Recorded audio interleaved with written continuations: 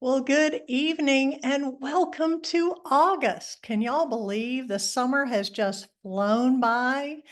And not to mention, I just need to remind everyone, Hurricane Debbie is absolutely no relation to me, but I was a tiny bit grateful for some of the water that we got. Our yard was just scorched out there. So I don't love the damage, certainly any of the injuries, but I was grateful for a little cooling off and a little bit of rain. I hope everyone's doing well. We're so glad you're here. Thank you for joining us. You know, I always have to thank our team, our Aging Well team, starting off always with Tom Roth, with our CTSI, and Audrey Bell Farrow with our Alzheimer's Disease Research Center. These are truly the brains behind this operation. And truly, without them, Aging Well would have been a great idea. That would have been a great idea. Probably couldn't have gone very far. We have got a wonderful program for you tonight. And, you know, it's fun for me to discover, to actively work to discover fun things and fun places across the state. And part of that certainly includes wonderful restaurants that I certainly never knew anything about. And tonight we're in for a real treat.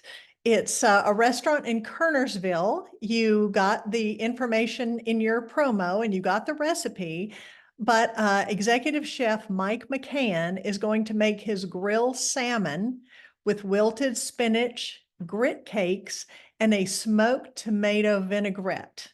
Now, I can't always say this, but I can say this about this dish.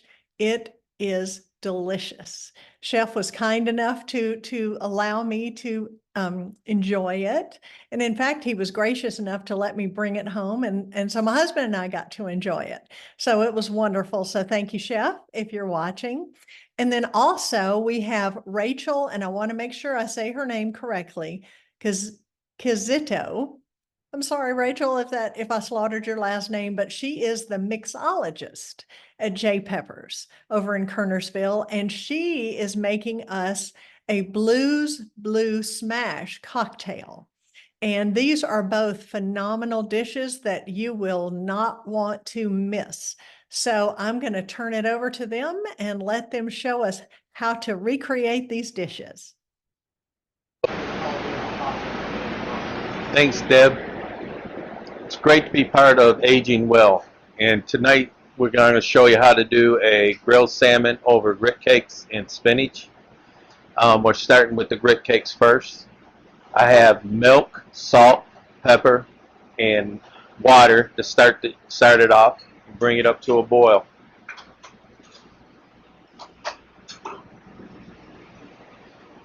Once it comes to a boil, you add into your grits.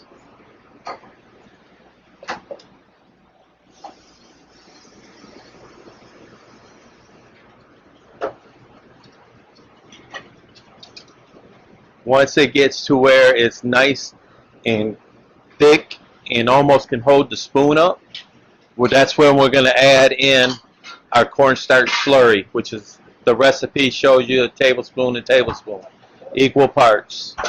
So you take your cornstarch slurry, you add it in, which will get it thick.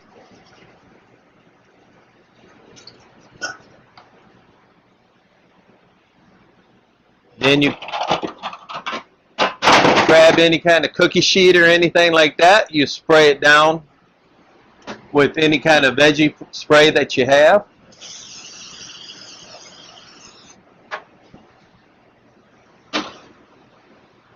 You cook them, you get them thick. You'll pour them into your pan.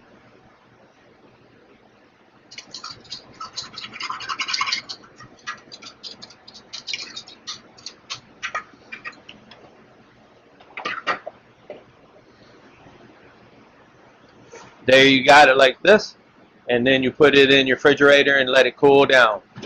You can make these ahead of time, a day ahead of time or whatever, whenever your party is going. Then once you get that done, you can cut them up in any kind of shapes that you want. We particularly got nice little triangle shapes that we use. There's two ways you also can do this. You can either do it by the fryer, or you can do it in an oven at 400 degrees.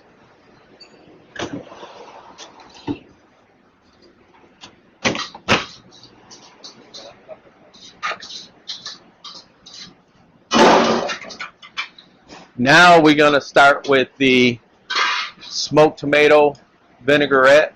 And as you see, I got 1 quart of tomatoes.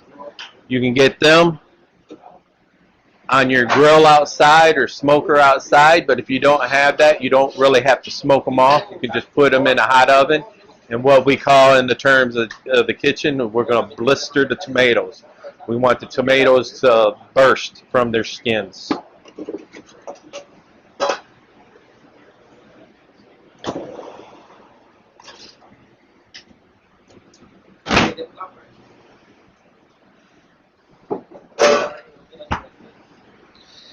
Also, we have one of the toppings for it is the country ham, and all you do with that is in a 400-degree oven. You can put it, or you can put it on your grill if you're doing it out on the grill. You can take this and put this and cook it just like you would bacon in the oven or whatever. And then you just take this and you'll dice it up. Now we're coming around and we're going to start making the smoked tomato vinaigrette. And this is what I was meaning about blistered tomatoes. Got the tomatoes cooked off where the skins have burst, and then that's it. That's what you want. You're going to add this into. Now this is very simple. All you got to do is just add everything in.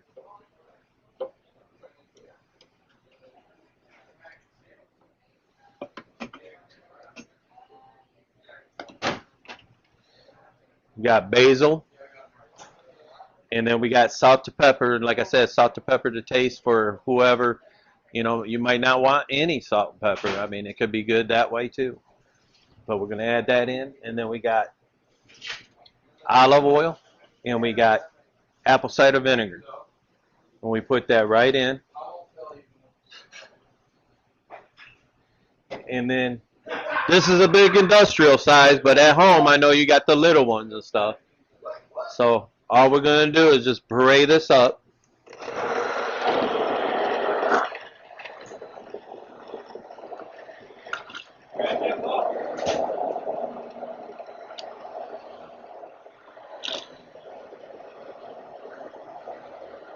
And then that's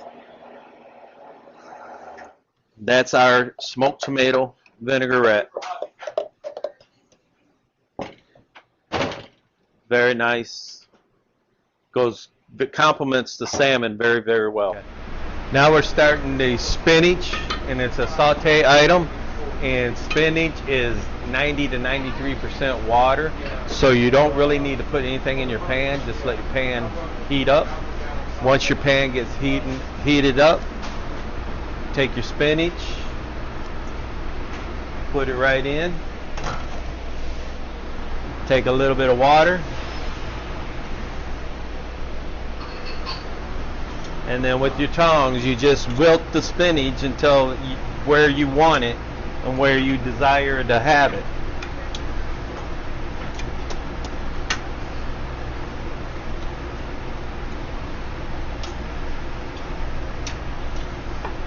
And that's what this is about where I like it, just wilting it slightly.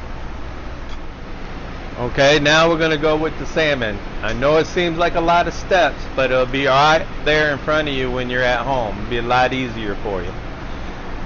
What you're going to do is you're going to grab your salmon.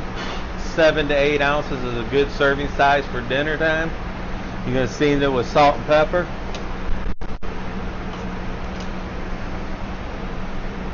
You're going to look at a medium hot part of your grill. I'm used to it, so I can feel by my hand, but just about medium high on your grill. If you don't have a grill, you can pan sear it. You can bake it off in the oven. You can even poach it. That's just putting it in a saute pan with a little bit of water and a cover. And very simple to do. So we're grilling it. Put it right on the grill, and we let it sit there approximately 8 to 10 minutes on each side. Well, With the grilling the salmon, if you got an open grill like this, or even like I said on your pan searing it or something, you want to get crispy edges, you could take what we call in terms as doming, and take a pan or your lid, put it over top.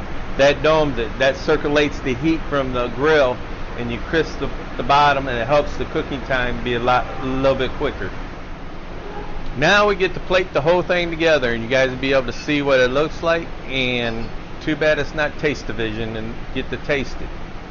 But what we're going to do first off, take our nice grit cakes that we put in the oven, make it more healthier, set it on our plate. We take our spinach that we've wilted down, put it right in the center.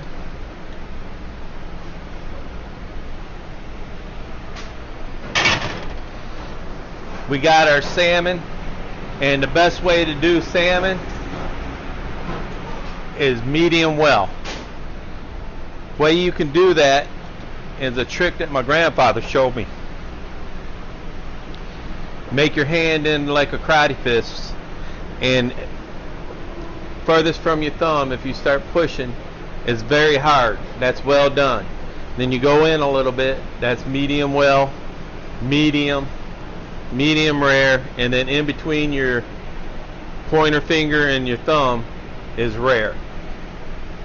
So we got our salmon on there, nice medium well. We got our ham, country ham that we cooked off like bacon, and we're going to sprinkle that over top.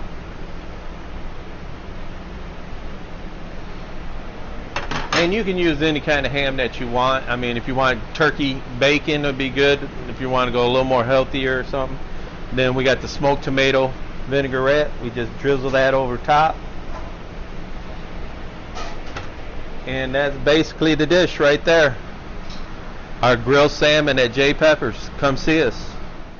Thanks, Deb. I'm proud as well to be a part of AgingWell. I'm very excited to be with you guys today. So today we'll be making something called a bluesberry smash, and we actually name it after our Blues Lake that we have right down the road. It's really easy, really fresh, something for, hot, humidity, the type of summer that we've been experiencing so far. So all you really need is one shaker, one jigger as well, preferably the one that says 3/4 on one side and 2.5 ounces on the other. And then you're going to need some ice, lemons, and blueberries. So let me go ahead and get started. It's really easy. So I'm going to start off with our blueberries. That's one of our main ingredients. Probably just 3 or 4 of them would be perfect for this. And then after you put the blueberries in there, you're going to take some simple syrup. You're going to take the small side of the jigger, and you're going to fill it all the way up. Okay, you're going to throw that in there. Then you're going to need some fresh lemon juice, and you do want some fresh lemon juice just because some of them do come sweetened with sugar, so something without sugar would be great. You're going to take the small side of the jigger, fill it up all the way. You're going to throw it in there as well. And then after that, you're going to take your Bombay Sapphire gin, and honestly you can use whatever gin that you like. This is just what we use here at J. Peppers. And then for this, you're going to use both sides of the jigger. So I like to use the big side first. Fill it up all the way. Throw that in there. And then use the small side. Fill it up all the way. Throw that in there. Okie dokie. And then you're going to take your muddling tool. It should look something like this, something to smash with. Let me move my stuff out of the way just so you can see me muddle. And you want to be very gentle. Just squish all of that. Make sure you break all of your blueberries down. Perfect. Okay. And then after that, you're going to throw a fresh lemon in there as well. It's up to you if you want to squeeze it or not. Put that in there. You're going to take a little bit of ice. I just use the amount of the small side of our shaker. Fill it up all the way. And then we're going to start the shaking process for everything in there.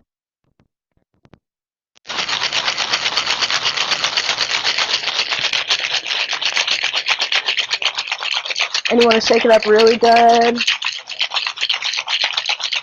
Wait till it's a little bit frosted on the outside. You see that condensation?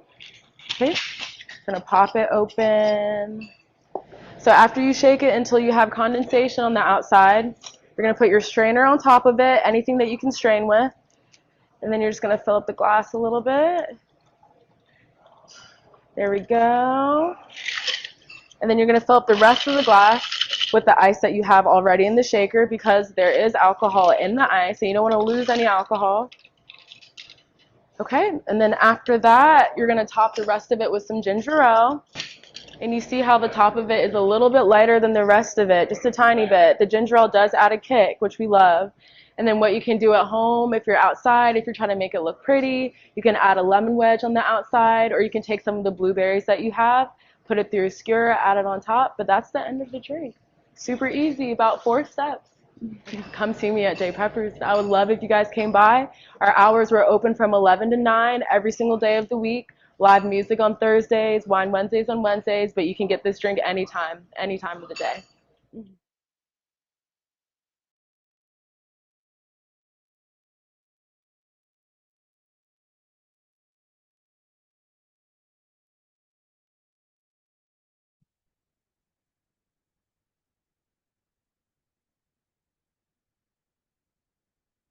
And, you know, we always need to remember that these are busy working kitchens.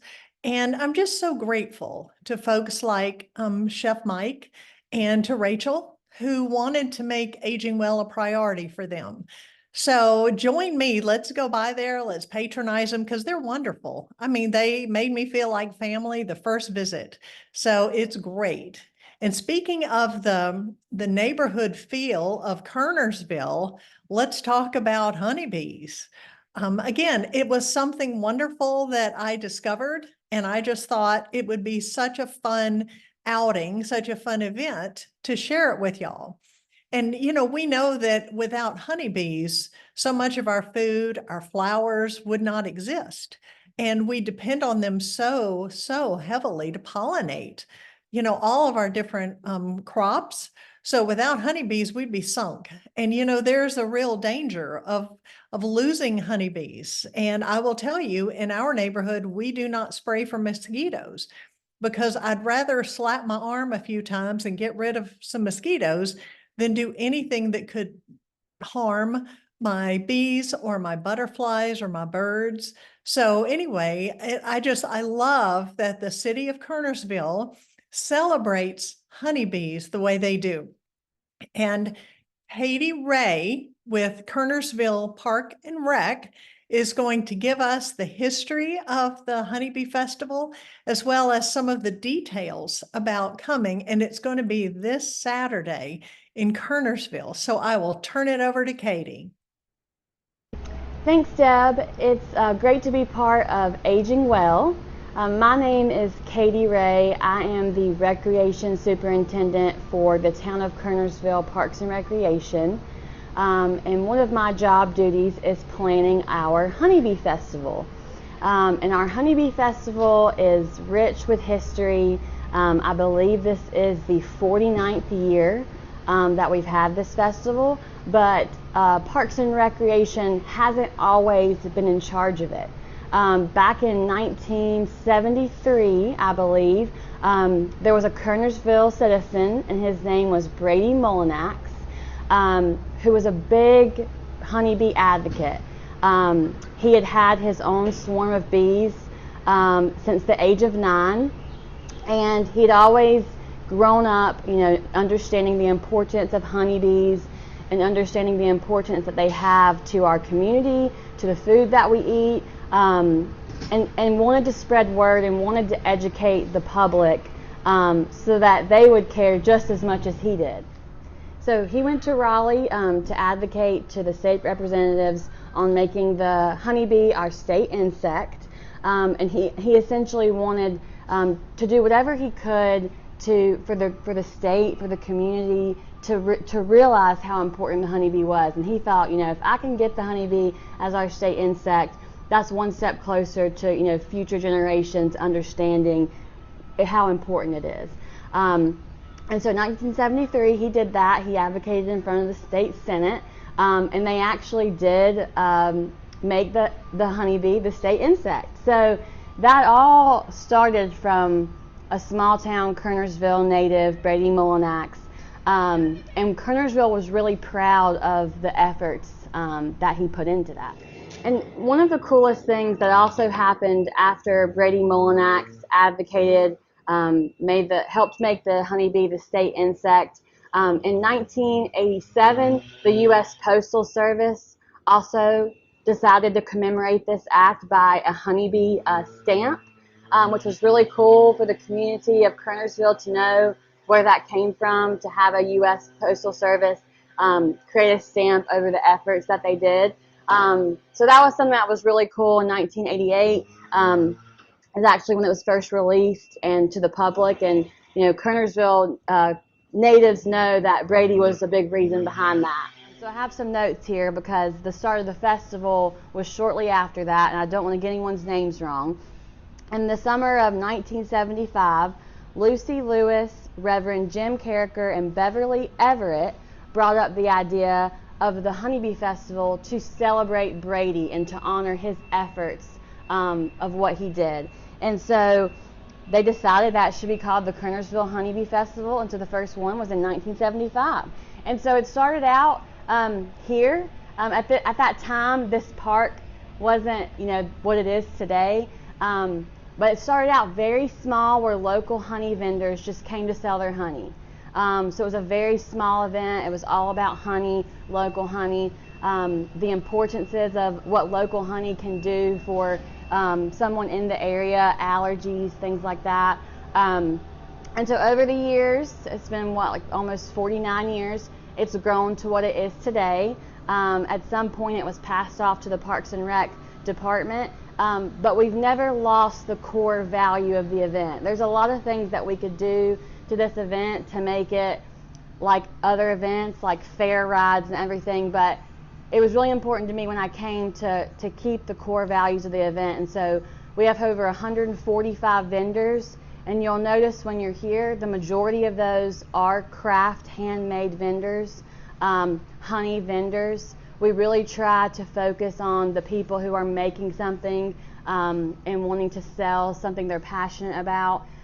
We accept all honey vendors that apply. That's the only vendor that never gets denied, is the honey vendor. So it's really cool that there is a lot of honey being sold, but it's all different in its own way. And I think that goes back to just the bees, the hives, the people who are tending to them year round.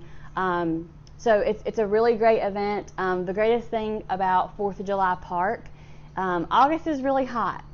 So a lot of people don't want to go walking around in the heat of August, but that's why 4th of July is such a great park, because we have a ton of shade trees. The path is fully paved and shaded, almost 90% of it. And because of that, it's more accessible. It's more accessible for people with walkers or wheelchairs, getting by around to the vendors. It's more accessible for those who may be more prone to heat illnesses. We have the shade, we have misting tents. And so we make sure we do a lot to make it accessible to all. And so that's important for me to mention, because it is hot in August, but we do have a great park for the weather. And the reason it is in August, in case you're wondering, is because August is actually World Honeybee Month, or World Honeybee Day falls in August. And so it's really important for us to keep it in August, even though a lot of people may wonder why we don't move it to a cooler month. That is the reason why. So yeah, we're really excited. There will be kids activities as well. Again, we try to keep it small, so it's not some overwhelming event, and we have the focus on the core values. But we have gym mining for kids. There will be a train ride also in the shade back in the back of the park on the path. There will be a vendor that allows them to stuff their own stuffed animals. So we do have some kids activities as well. I know the parents will want to be shopping. We'll have some kids activities. We have food trucks as well. We try to have a variety of food trucks for all to enjoy, some desserts, some drinks, some lemonade. A full list of our vendors are on our website, so everyone can go and look at that before they come to kind of have an idea of what they're looking for, especially the vendors that are present the honey vendors that are present, kind of have an idea of the main ones that you want to go to. And on our website is www.kvhoneybee.com, and all the details are there as well. And all the event details are on the website, and Deb will be linking that and sending that to you. If you do plan on coming, I do recommend that you read through that. This is a really big event for us. It's very crowded. And as you can imagine, if you've been to Kernersville before, we're not super used to huge events like this. So our small town doesn't usually have 8,000 people throughout the day. So because of that, there are some parking issues sometimes. So the best you can prepare, the better, just so you know what to expect when you arrive. And also, I'm sure she'll include our department information. If you have any questions and want to call our office, the best time to do that is 2 days prior to the event. Because of how big of this event is, our staff is kind of in this park a lot before. So if you could just give us a call before the event with enough notice, we can answer all your questions and make sure you're prepared. And definitely be sure to stop by our Kernersville Parks and Rec booth. It'll be the first one you see with a big flag when you walk in. Stop by and make sure you get a map from us. You'll be able to see the map of the whole event, and you'll be able to see what vendors are where. If you're interested in learning more about honeybees, or you're someone that maybe wants to start your own hive one day, that way you can know which honeybee vendors to go and seek out and ask them any questions that you have. I also think the Forsyth County Beekeeper Organization will be on site, so we can direct you to them with any questions that you have about wanting to be a beekeeper or where to start. So by stopping by our booth, we can really direct you in the right direction. And we also have a fun little scavenger hunt with a free t-shirt. So if you are able to stop by our booth, learn about our scavenger hunt, you could also go home with a free Honeybee Festival t-shirt to commemorate the day. So really stop by our booth before you start along the path, just so you can get that map and you can kind of know where you want to head to first. So again, the Honeybee Festival is August 17th from 10 a.m. to 5 p.m. It is a free event, so there is no charge to come. There is no charge for parking. It's all free. The only money that you'll spend will be with the vendors, the food trucks. And as someone who's been here for almost 7 years of this, I do recommend coming early is the best way to do it. We open at 10 a.m. The temps are cooler. It's not as crowded then. So that's my secret recommendation for you guys. And Deb will also send you the information about parking suggestions, accessible parking options. So again, just make sure you review all the information that she sends you. And if you have any questions, to call us a few days prior to the event so we can help you best prepare if you want to come. Thank you so much, Deb, for having me, and I'm so excited to share the history of the Honeybee Festival, and I hope to see you guys on August 17th.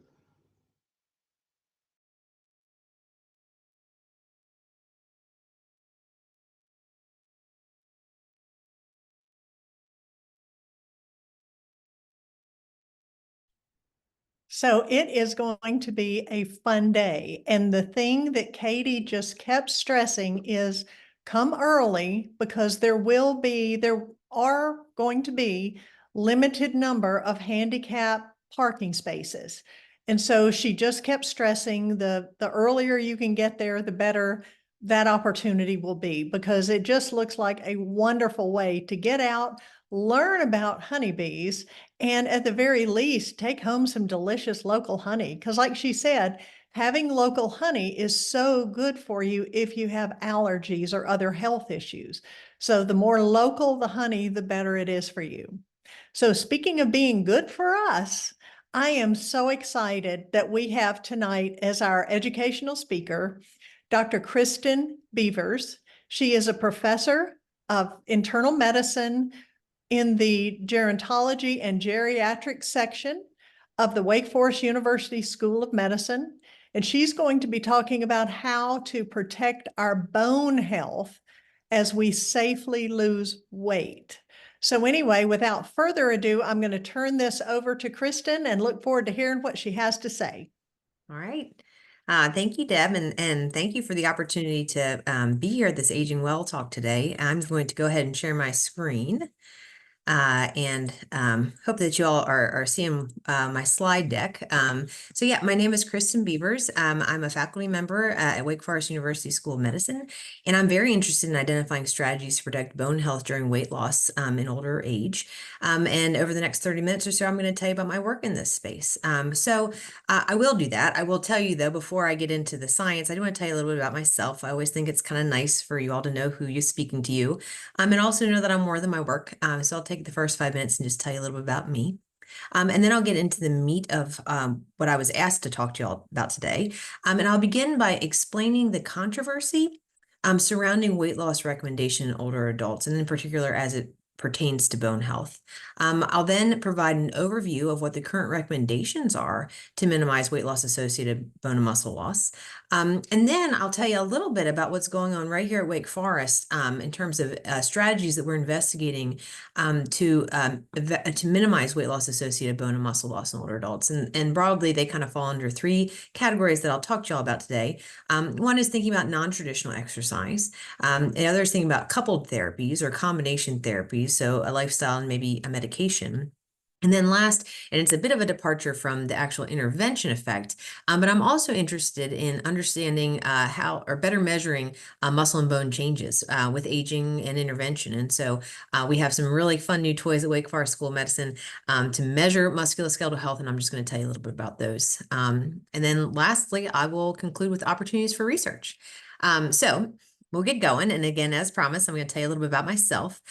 So I am originally from York County, Pennsylvania, so South Central PA, which I learned after the fact and was a little horrified, but not totally surprised to learn that it is the snack food capital of the world. If you didn't know, there was a fabulous NPR article about it a few years back, and it has to do with the proximity of York, Pennsylvania to Philadelphia and Pittsburgh and New York and Baltimore. It's just, I guess it lends itself to convenience foods, people on the go, kind of commuter area. And so anyway, that's where I grew up. And I can attest there are lots of good snack foods. One of my favorite companies is called Martin's. They make amazing potato chips. If you've if haven't had those, I'd find out a way to get them. Martin's might be a little known brand, but I'm guessing most people on the call have at least heard of Hershey. So here, pictured here is Hershey Park. My family was actually just here about a month ago, celebrating, just seeing extended family in Pennsylvania.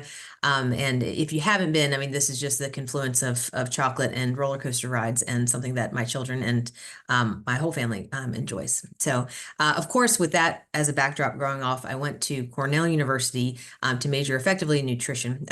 Actually, my degree was more of a pre-med degree, but I really fell in love with the preventive side of health, especially nutrition. And after getting my bachelor's degree there, I went to Chapel Hill to pursue a master's of public health in nutrition. Also became a registered dietitian. Also met my husband there. So there's my husband, Dan Beavers. And together, we went to Baylor University to pursue our doctorate degrees. So my doctorate degree was in exercise, nutrition, and preventive health. So I knew a fair bit, I think, about nutrition and public health from my undergraduate and master's program. Didn't know so much about exercise science, but it seemed important to me. And so when I went to Baylor University, that's what I effectively studied. I was in a human performance lab. And that lab was really kind of geared toward making athletes bigger, faster, stronger, which is fine. There's nothing wrong with that. But what I learned is that the same kind of interventions that might make an athlete bigger, faster, stronger could also be used to help an older adult live independently longer. And that I felt like more of a calling for what I wanted to dedicate my research and professional interests to. And I did that then at Wake Forest. So after getting my PhD, I came to Wake Forest School of Medicine.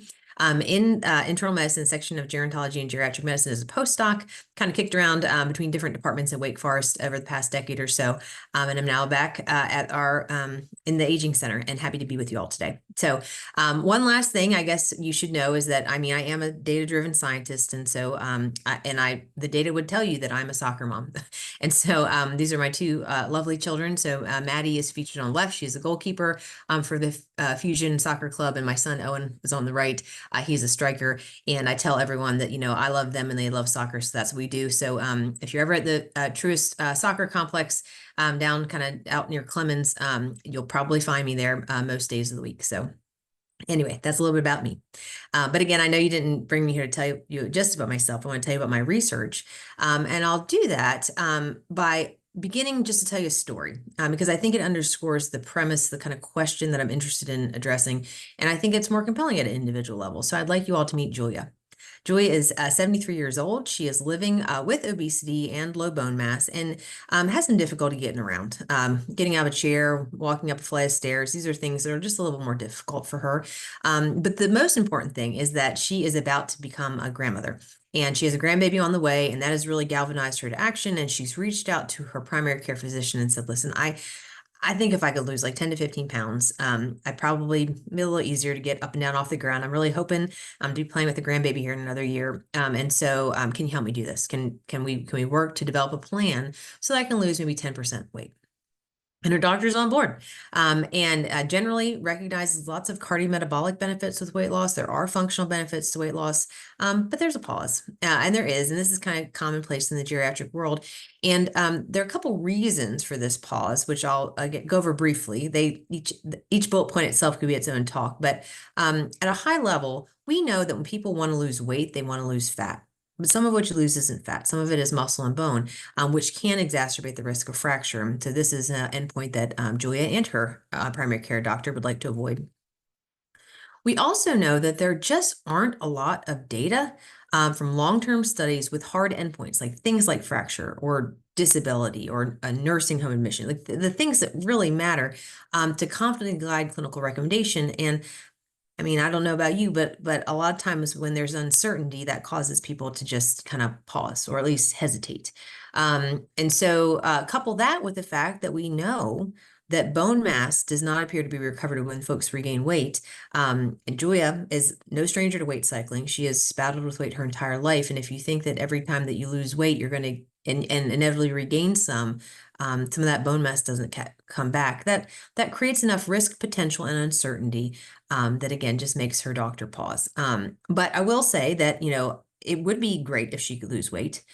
The idea would be to try to minimize the bone loss that's going to happen with it. And so next, I'm going to turn then to what the recommendations are from a clinical standpoint. So on this slide are the current clinical guidance for obesity treatment in older adults. And by current, and I'll point you to the reference that's at the bottom of the slide. And on several of my slides, I do put references there if you're interested in reading more. But I'll just note that the current guidance is about 2 decades old. That said, it still drives the field, and so I just want to hit some of those highlights with you all today. The first is that we know that weight loss is recommended. So if you are an older adult who has an indication for weight loss, so you're living with excess adiposity, have some type of impairment or metabolic complication that could benefit from weight loss, it's probably good for you to do it. But we want to minimize muscle and bone loss because we want to mitigate the risk of any type of harm to the musculoskeletal system. The way you would do that from a lifestyle-based standpoint, and there are other modalities to lose weight, but from a lifestyle-based standpoint would be to reduce your energy intake. So about 500, maybe 750 kilocalorie per day reduction from what you're currently consuming. You want to make sure that you're consuming high quality protein, so about 1 gram per kilogram per day, and that all of your micronutrient needs are being met, and in particular, calcium and vitamin D, since those are so important to bone health.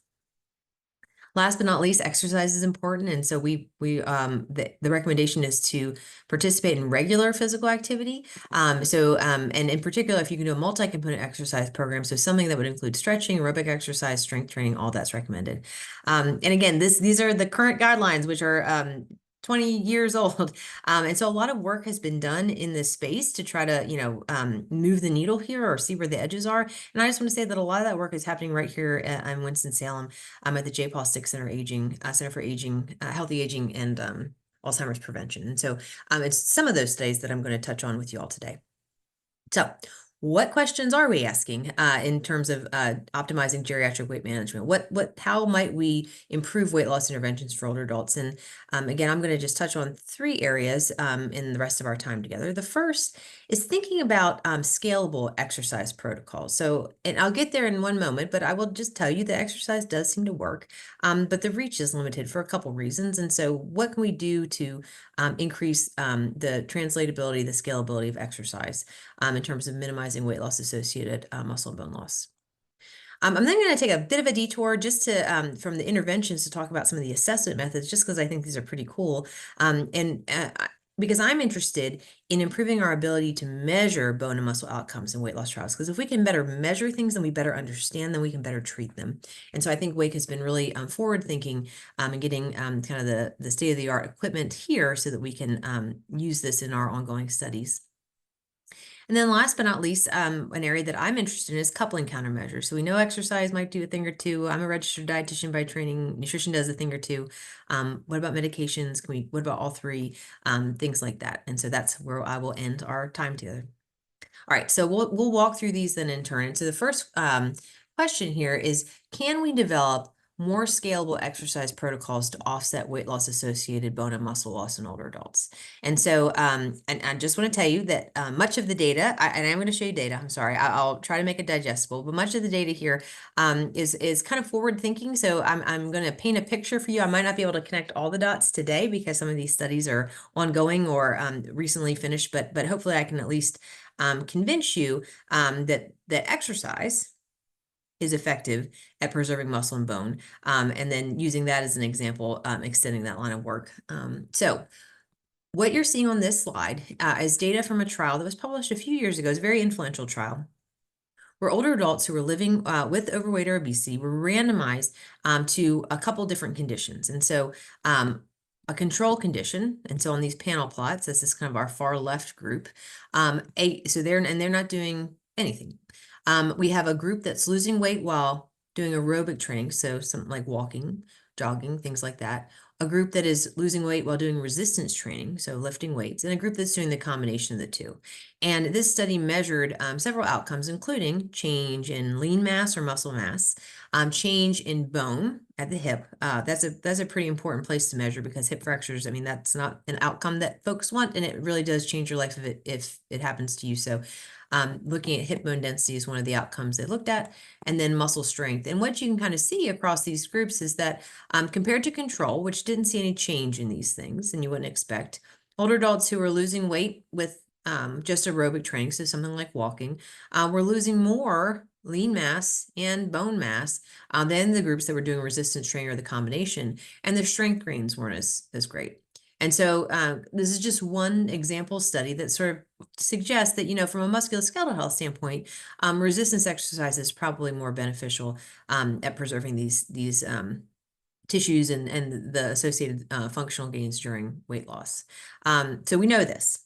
We also know that folks don't really do it. And so these are data, surveillance data, where older adults in period across the United States are surveyed to ask about their activity patterns. And in particular, are they meeting the national activity guidelines? This is something like getting 120 or 150 minutes of moderate to vigorous physical activity most days of the week, strength training 2 days a week, things like that, and across our age strata. So I wouldn't say anyone's probably doing really great. I mean, maybe our young adults are better, but certainly when we look at our adults 65 in age and older, less than 15% of men and women are able to achieve this. And so the conundrum then is that we know resistance exercise has an effect. And again, it's not as much as I would hope, but there is an effect at preserving muscle and bone during weight loss in older adults. We also just know that people aren't likely to do it. And so is there a way that we might sneak resistance exercise into something that older adults are likely to do, like walking? And so what our group has landed on is repurposing a weighted vest for to see if this might be an effective strategy to load your skeleton in a similar way that resistance training might load your skeleton during activities of daily living. So if you've never seen these things before, I mean, I know it seems a little hokey. These typically weighted vests are advertised for. I've seen them advertised for like really, strength athletes, like professional athletes. I've also seen a market for postmenopausal women for wearing weighted vests. But the idea here, especially in the context of weight loss, is that it's pretty simple. It's for every 1/8 of a pound that you lose, we're going to load you with an 1/8 of a pound of weight. So your body sort of stays weight neutral, and you're going to carry this load just like you would your body weight, even though we're also going to get you to lose weight. Again, it seems a little hokey, or at least different. My mind sort of goes back and forth between this is really neat to like, wow, this is kind of out there. But I would tell you, it's not so different than other portable exercise strategies. So things like TheraBands and ankle weights. I don't have time to go into too much right now, but I'll tell you, in this citation at the bottom of the slide would show you, we did do a pilot study kind of testing this concept out. And lo and behold, it did look like that, people who were able to wear the vest while losing weight saw less bone loss than those who didn't. And something I learned when implementing this study is that it can be done anywhere. You don't have to go to a gym. And actually that was we found pretty problematic a few years ago, especially during COVID. And this was something that honestly I didn't see coming. I don't know, the whole world did, but generally people who are working in this space see the need for portable exercise therapies, portable interventions, period. And I didn't realize that, but the vest kind of checks that box too. So we got funding from the National Institute on Aging a few years ago to run a study called INVEST, so the Invest in Bone Health trial, which stands for Incorporating Nutrition, Vest, Education, and Strength Training in Bone Health. We randomized 150 older adults who were living with an indication for weight loss in 1 of 3 conditions: a weight loss only group, a weight loss plus weighted vest group, and then weight loss plus traditional resistance training. And the contrasts were, we wanted to know if the vests work. So if you're taking someone and they're losing weight and they're losing weight versus while they're wearing a vest, does the vest help to preserve muscle and bone? And then we wanted to compare the weighted vest to traditional resistance training, a therapy we know works, but again has limitations, with the primary outcome being change in hip bone density. Now, I wish I could tell you more. And honestly, maybe Deb will invite me back in another few months to kind of finish this story. But I'll tell you that this study just wrapped up. And so our study team is busy analyzing the data. We're actually slated to present these at a national geriatrics meeting in November. And so again, I will look forward to sharing this back with the larger scientific community and local communities about our findings toward the end of the year.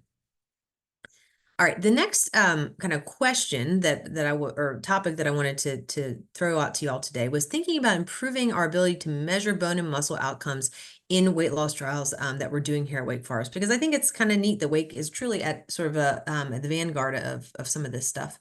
So many of the studies that I'm a part of, I mean, I suppose weight loss studies in general, if you're going to look at changes in body composition, again, when people say they want to lose weight, they want to lose fat, they don't want to lose muscle and bone. Well, you need to be able to measure muscle and bone.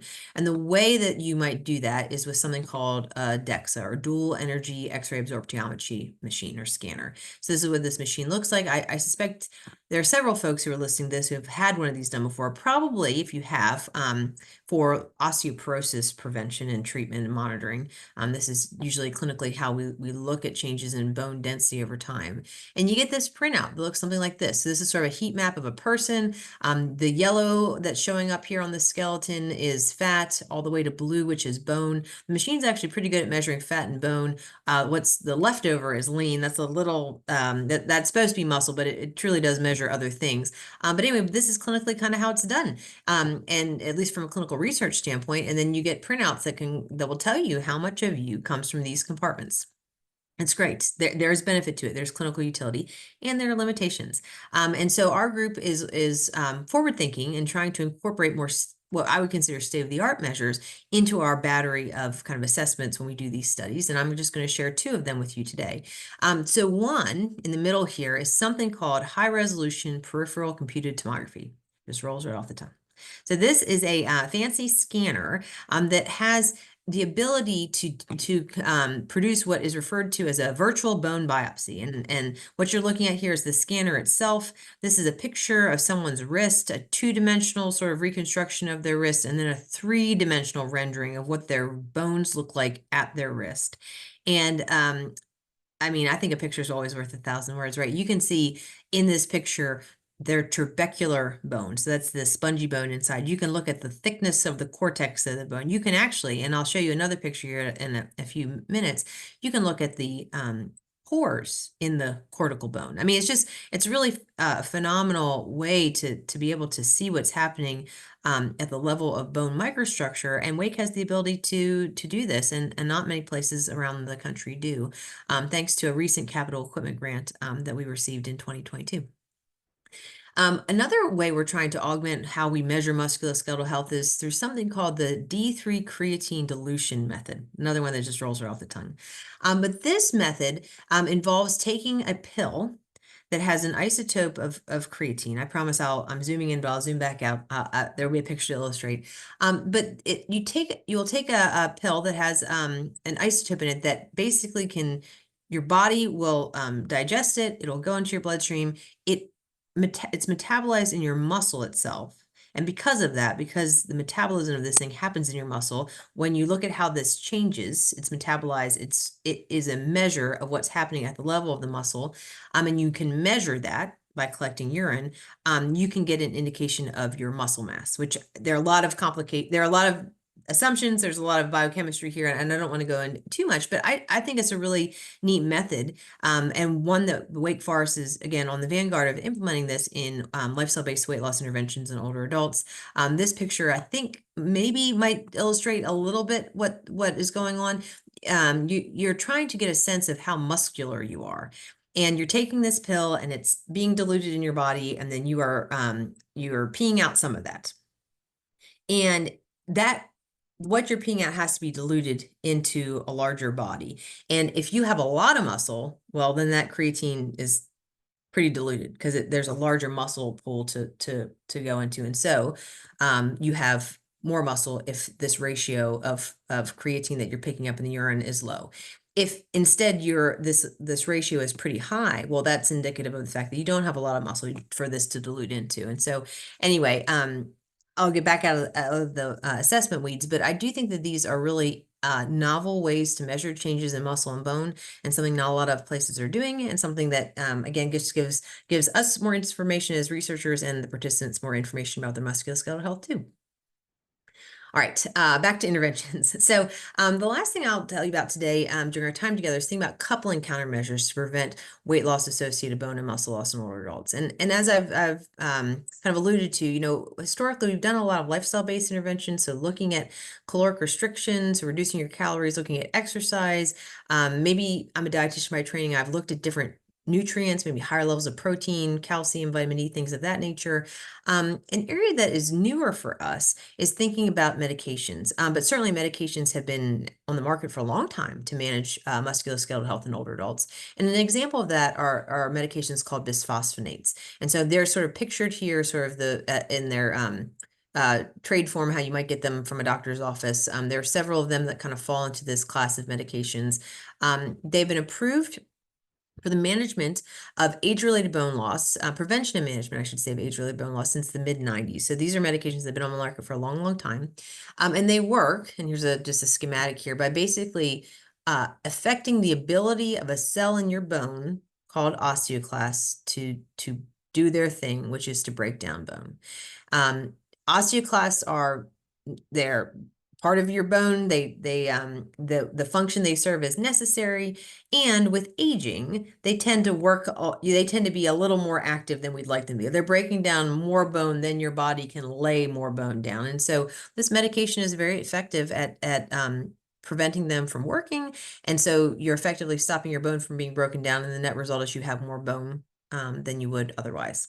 And so we know this is how these medications work. They're very effective at managing and preventing postmenopausal bone loss or osteoporosis. And we also know when you couple these medications with exercise, there are additive effects on the skeleton. So these are just two publications that are things called meta-analyses. So they summarize across lots of different studies that are out there. That show additive effects. When you add these anti-resorptive agents, bisphosphonates are one, to exercise, they will have the effect that they have on bone kind of complements each other.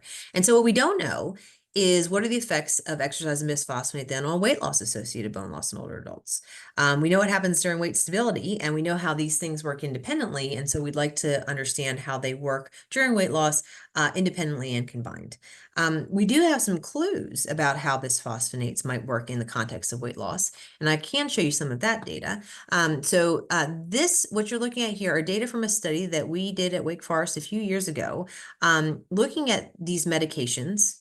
Risedronate is one such bisphosphonate as a means to mitigate surgical weight loss associated bone loss. So not just reducing your calories, but undergoing bariatric surgery, because bariatric surgery patients lose a lot of weight and they lose a lot of bone.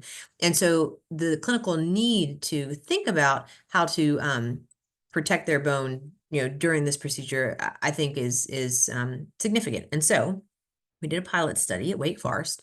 We took sleeve gastrectomy patients, so that's a type of bariatric surgery, and we randomized them to either risedronate, so this medication that we know prevents bone, or can prevent bone resorption generally, or placebo. And we gave them this medication for 6 months. They took it once a month for 6 months, and then we followed them for the next 6 months for the total of a year and measured changes in their bone. And so what you're looking at here are sort of the results of that study. So we're looking at changes in total hip, femoral neck, that's a component of the total hip, lumbar spine, so your lower spine, and then BMD, so bone density, and then a biomarker called CTX, which is a measure of bone resorption. If this goes up, it means that your bone is being broken down. And we're looking at these over time. So baseline, so before we do anything, at 6 months and 12 months. By group, our risedronate group is the open circles, our placebo group. So this is the group that's getting a sugar pill. They're not getting anything in our dark circles. And what I want to show you is that everyone in this study is a bariatric surgery patient. They're losing bone because they're losing weight. We know that that happens. Our risedronate group is losing less, pretty uniformly across our clinical sites. And when we look at bone resorption, the rise is blunted. And so, collectively, this suggests that there's a there there, that this medication we know works to prevent age-related bone loss. It might also be effective at preventing bone loss secondary to weight loss. And we are testing that out in a study called Beacon. So the Beacon study stands for the Bone Exercise Alendronate. That's a type of bisphosphonate and caloric restriction trial. And what you're seeing here is sort of a schematic showing what the interventions look like. We have, this is something called a 2x2 factorial design. It basically means we are randomizing individuals to one of two interventions. Everyone is going to be losing weight. Folks will be randomized to either bisphosphonate or no bisphosphonate, or resistance training or no resistance training. And this design allows us to look at how these things work together and independently. And our primary endpoint then is going to be change in total hip bone density, again, because it's just so important of a prognostic factor in terms of hip fracture, which is the clinical endpoint we want to avoid. And we also have the ability to look at that, to include that virtual bone biopsy measurement. And so again, I just more pretty pictures of what this machine looks like. This is Dr. Ashley Weaver. She is overseeing the assessment in the study. And yeah, I think these pictures are maybe better than the other ones I showed you. But you can really look up the trabecular number and spacing. Here you can see some pores in the cortex of the bone. I mean, all these things predict fracture. It just gives us more information, tells us how interventions might work. My hypothesis is that exercise works because it makes your cortical bone a little thicker. I think the bisphosphonates work by making the trabecular bone a little tougher. And so, maybe that's why they have added effects. Something that we are able to test in the Beacon study. And so if you're interested, we would love to have you join our team. So the Beacon study is currently enrolling, and we need help to find out the best way for older adults to lose weight without losing bone mass. And so if study participants receive a 1-year weight loss program, which is led by a registered dietitian, the possibility of a supervised strength training program or medication to prevent bone loss during weight loss, and then of course results about your body composition, blood work, and physical functioning. You may qualify if you're 60 years of age and would benefit from a weight loss program. If you're living with low bone mass, so if you have, this is known as osteopenia, and we test for this at no cost to you. Because there is the possibility of a supervised exercise program, you need to be willing to travel to Wake Forest up to 3 days for 1 year and not currently using insulin or osteoporosis medication. And again, if you're interested in learning more, we'd love to talk with you. You can call us, You can email us, you can take out your phone and scan this QR code, and it'll take you to a little survey to see, high level if you're interested in how we can better get in contact with you. And yeah, I just want to end by acknowledging the fantastic team of people that are making this study run, spanning both campuses, Wake Forest University and Wake Forest School of Medicine. And I will kind of end there. Just gratefully acknowledge the village of people and resources that make this engine run. And just tell you, maybe, I'm not really good at long lists anymore, but I'm okay with short lists. So I will stop by acknowledging my team behind the team, my wonderful husband and my 2 children, and I will say feedback is a gift, and I would welcome yours. So thank you. Thank you, Dr. Beavers. I appreciate so much this information, and it surely gets us all thinking. And so what one person asked the question is, well, what if I don't know if I've got low bone density? What, so is that part of the study? And remember, guys, any questions you have for Dr. Beavers, please put them in the chat, because this is your opportunity to hear from the expert. Oh yeah. Well, yes, we do test for this. It's kind of like right out of the gate. When people come in, you have to sign a little bit of paperwork. One of the very first things we'll do is we'll test your bone density to see if you would qualify. And is there a charge to participate in this study? Absolutely not. Nope. Okay. So I guess I get excited about it because you hear so many people constantly talking about, I need to lose weight, I need to lose weight. And yet what we really need to do is lose fat. So that's really what we're wanting to lose here. That's absolutely right. And a lot of our interventions are targeting that kind of balance and trying to make the fat loss a little bit more, muscle bone loss a little bit less. Perfect. Well, I love all the programs going on at the Stick Center. It's exciting for me to be working around people like yourself and your peers, and it is just a blast for me. So if there aren't any further questions, this is your chance, guys, if you want to ask Dr. Beavers anything about this. Oh, here we've got some. Okay. Is there access to a virtual bone biopsy without being in a trial? Oh, that's a great question, and honestly, one that I should look into. So, this is for research purposes, not clinical testing. But I do believe that there is a study that's ongoing right now to try to get we're trying to better understand the operator precision when getting these measurements, and so that might be an opportunity to participate without enrolling in a full-blown intervention study. And Deb, if you would, I'd be happy to connect with this person after to try to point them in the right direction. Okay.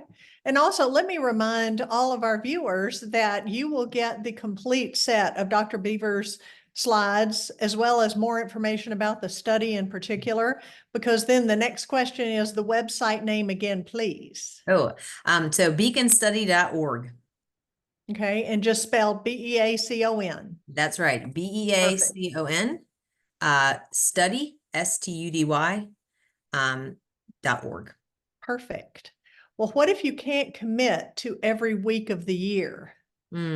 So we understand. We are realists, and we know we ask a lot of our participants. My guess would be that you'll find out that you like this.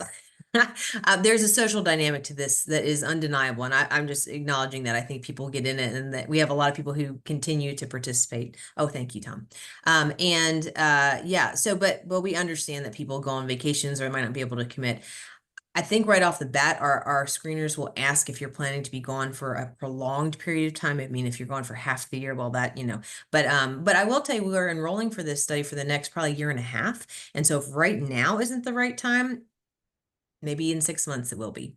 Perfect. Thank you. You've had a comment. Wonderful information. I completely agree. How is diet incorporated in these studies? Yeah. Well, these studies is kind of broadly, I would say this study uses a behavioral weight loss intervention. And so what that means is we have people join groups, and they meet with a registered dietitian weekly at first. It does transition to maybe I think it's a monthly meeting. It's weekly in the first 6 months, monthly in the second 6 months. There are touch points, but we try to get people together because the secret in the sauce is really being together with this kind of stuff, quite honestly. And so it's facilitated by a registered dietitian. We talk about, kind of healthy ways to lose weight from an educational standpoint. And that's how we are accomplishing it in this study. This is a strategy that's been successfully implemented in several other studies that we've done at Wake Forest. There are other weight loss approaches other folks have used, using meal replacement products or things of that nature, but this one is a behavioral based intervention. And I may mispronounce this, so my apologies. How does Prolia act differently than Fosamax? So they are anti-resorptive agents, and the different mechanism of action. Let me actually, I want to make sure give me 1 second. I think about them in their other names. Denosumab, yes, okay. So these are anti-resorptive agents as well. This targets something called rank ligand. So it works on a different pathway to prevent bone breakdown. So it prevents bone breakdown, but it works on different biochemical pathways in the bone itself. And so, I mean, that they differ in that way, but there are some bone medications that are more anabolic. They build the bone, but these are also anti-resorptive, so they prevent bone breakdown. Okay. Well, it looks like you have answered the questions that have come in. And I would just say, if anybody's got one more, this is the time. And please see in the chat where Tom Roth was wonderful enough to put the website. Oh, we have another one. Okay, I have had osteoporosis for about 50 years. I had an operation, twitch, a full hysterectomy, including eggs. I exercised like a fiend for years. I have never broken a hip, but my foot and a toe. Can I participate in your study? No Fosamax from 5 years. Okay. To be very honest, I would say with that kind of history, we'd love to talk with you. And what we do right off the bat is ask you a series of questions to see if you participate. I mean, there are some medical exclusions. Without knowing more, I can't really say which way that would be, but we'd love to talk with you and find out. Well, my promise to all of you watching tonight is that you are going to get, again, Dr. Beaver slides and information specifically on the Beacon study where you can follow up. Tom has given you the website. So without further ado, I want to thank Dr. Beavers for, again, as always, an amazing talk that's so informative. And I think what's always exciting to me is hope. We're looking at things we can do to age well. And that's just such a beautiful focus. And that's why I'm so thrilled to be a part of the team at the Stick Center, because y'all are working on this every day. I'm not a researcher. I just get to share the word of the work that you're doing, your discoveries. So thank you. Thank you, Dr. Beavers. Of course. And we will see everybody back here on September 10th. Because, if y'all don't show up, we've got nothing to do on the second Tuesday of every month. So until we meet again, live well, age well, and have fun.